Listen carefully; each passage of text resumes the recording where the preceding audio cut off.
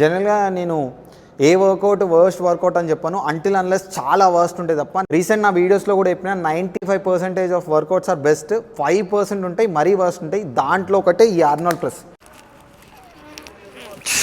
మీ అందరికీ తెలుసు ఏ మూమెంట్లో అయినా కాన్సెంట్రిక్ ఫేస్, ఎసెంట్రిక్ ఫేస్, దానివల్ల మీ మజిల్ బిల్డ్ అవుతుంది అని చెప్పి. ఈ ఆర్నాల్డ్ ప్రెస్ వల్ల ఏమవుతుందంటే మీ రొటేటెడ్ కర్వ్స్ వీక్ అయిపోతాయి.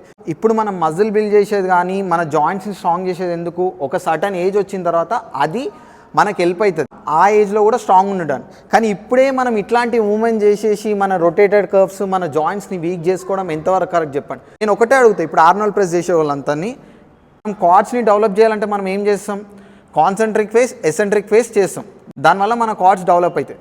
లేదు మన క్వాడ్స్ని డెవలప్ చేయడానికి ఇట్లా కింద వెయిట్ కట్టి ఇట్లా నీస్ని తిప్పలేం కదా, దానివల్ల ఏమవుతుంది మన నీస్ మీద లోడ్ పడుతుంది. సింపుల్ ఫార్ములా ఆర్నాల్డ్ ప్రెస్లో కూడా ఏమవుతుందంటే మనం ఇట్లా రొటేట్ చేయడం వల్ల ఈ రొటేటెడ్ కర్వ్స్ వీక్ అయిపోతుంది.